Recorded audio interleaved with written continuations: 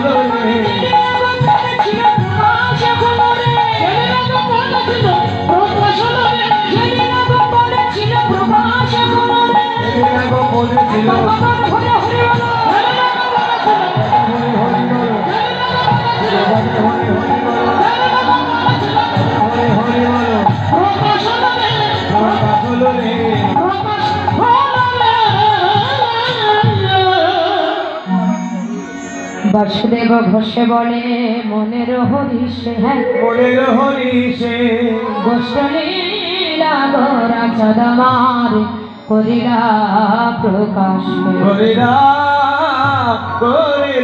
প্রকাশে। চলুন আমরা এবার যাই। না না, বাড়ি যাওয়ার কথা বলছি না, সবে তো আসলেন। নবদ্বীপ ছেড়ে বৃন্দাবনে যাবো, বৃন্দাবনে যাবো, সবাই একজনের চরণে আত্মনিবেদন করতে হবে। কার চরণে গো মা? আত্মনিবেদন করতে হয় বৃন্দাবনের রানীকে। এতগুলো ভক্ত আছে, আর সাউন্ডটা তো মানে ভোল্টেজ লো কেন?